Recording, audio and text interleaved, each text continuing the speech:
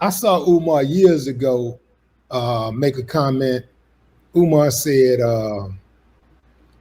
he was talking about his donors not giving him enough money. Oof, yeah. And he said, Yeah. I think he said, y'all some really trifling motherfuckers. Some he said he called the donors trifling. I'm like, If you tuned into this week's In Godfrey We Trust stream, you basically walked into a comedy club where the drinks are spiked with skepticism and the bouncer at the door is named accountability. The lineup was Godfrey holding the fort as host, Dante Nero as his permanent sparring partner, comedians Akeem Woods and Eva Evans adding extra flavor, and then the wild card, Willie D from the Ghetto Boys, who always sounds like he's ready to fight corruption and or a vending machine that ate his dollar.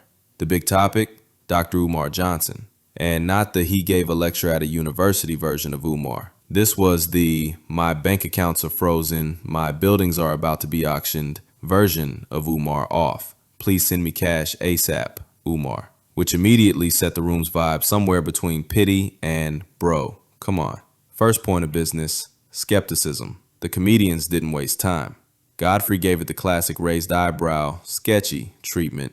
Dante called it fishy. And everyone else poked at the story like it was sushi left out on a radiator. How y'all feeling about Dr. Umar? Dr. Umar, if you all know Dr. Umar, so a couple weeks ago, he was asking for money because his accounts were closed and all his accounts have been frozen and they're trying to take his building. You know the buildings the school he's been trying to do, right? The school. Right? You guys know, right? Yeah. Okay. Yeah. Well, he was begging. Well, he was asking for money because he says that his accounts are frozen, and they're supposed to be taking his building, his 2 buildings, and auctioning them off. I don't know if you're a fan of Dr. Umar. There, have you ever interviewed him? no, but I will. I will. Look, man, I see, what's going on with Dr. Umar. I don't really know what his situation is. It looks a little sketchy or whatever. But I'm not. But I'm gonna tell you something though, bro. Like, overall, for me, when I see a brother that's trying to do it, trying to help people, whatever, I try to cut him some slack. Having said that, Dr. Umar, is some of the things that he's done lately, as of late, especially, like, got me going like, what the hell, what you think? Like, what's going on? The bank account thing sound a little fishy, Yeah. I have cousins with that same problem, the bank account. Then came the history lesson. They revisited that old clip where Umar basically cursed out his donors, calling them trifling for not giving enough, which is wild. Imagine your GoFundMe email update coming in like, thanks for the $10, broke boy. That's but you know what really tripped me out though? What really tripped me out is when I saw Umar years ago make a comment. Umar said he was talking about his donors not giving him enough money. Oof, yeah. And he said, I think he said, y'all some really trifling motherfuckers. Some he said he called the donors trifling. I'm like, damn, how you call? He said, he was like, you ain't giving me. He said something. I can't remember exactly what it was, but he wasn't getting enough money. He wasn't getting enough donations. Close the doors. He called them trifling, and I thought that was messed up. But at the same time, I'm looking at it like these are grown people that's making a decision to get his man that money. They grown people, so man, I'm really not in the business of holding grown folks, counting somebody else's money, and watching and telling them who they should be giving their money to. Suddenly, the conversation shifted to megachurch pastors, their fleets of cars, their diamond-encrusted microphones. Dante's cynicism hit peak level. Nobody's forcing you to give money, and yes, it's often tax-free. Eva, though, wasn't letting exploitation off the hook. Her stance, just because you can take advantage doesn't mean you should.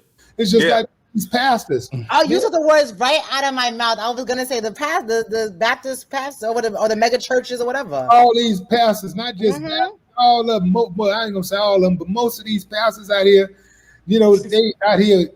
I could touch you. I hope you get off the crutches. And you can run and all this stuff and losing weight and I'm like, man, if they falling for this shit, man, I don't blame them.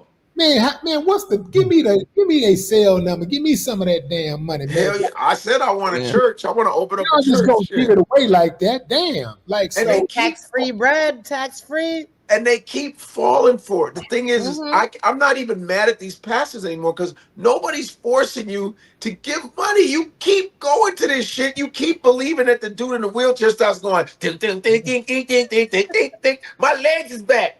My legs is back. Hallelujah. And they're smacking, they're drop kicking bitches. Bow. It's but just because you can take advantage of somebody doesn't mean you should.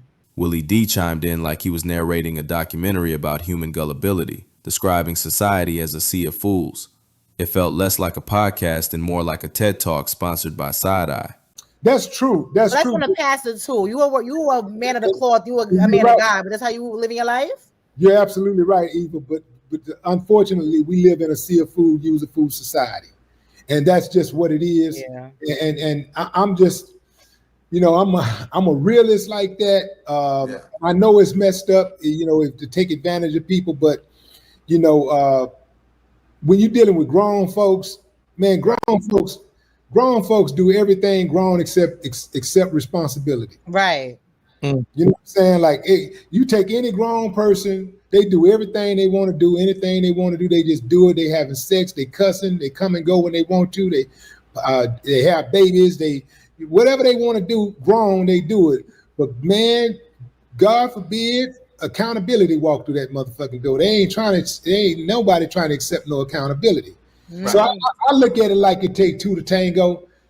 Dr. Umar, if you don't like what he's doing, if you got a problem with what he's doing, it takes two to tango, man. So you got to have a problem also with the people who giving him the money.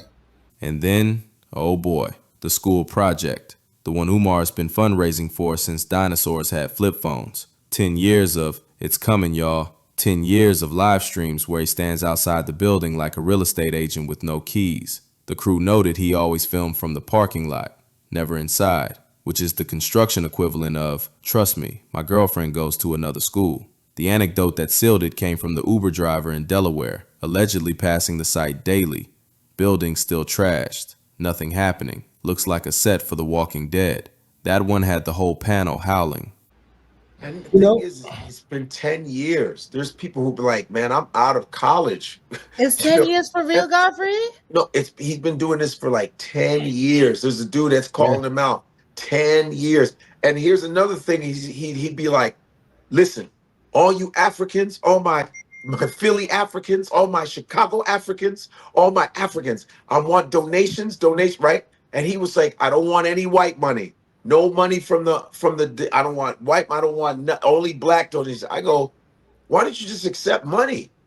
Like, you know what I'm saying? And I would watch his lives because I'm down with what he's doing. And he'd be in front of the little buildings going, as you can see back here, we're working on the gym. We just got to get the plumbing. He would never be really inside. He'd always be outside. We're trying to get the HVAC.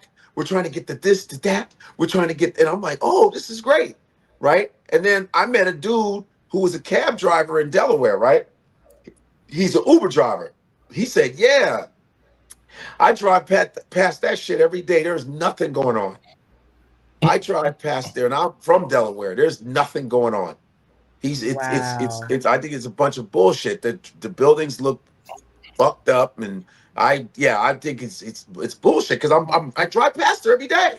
In the end, the episode wasn't just about Dr. Umar. It was about trust, responsibility, and how comedy podcasts often end up sounding like town halls where everyone's armed with jokes instead of gavels. The crew didn't come to bury Umar or to save him. They came to laugh at the absurdity of it all while reminding the audience that con men only exist because customers exist too.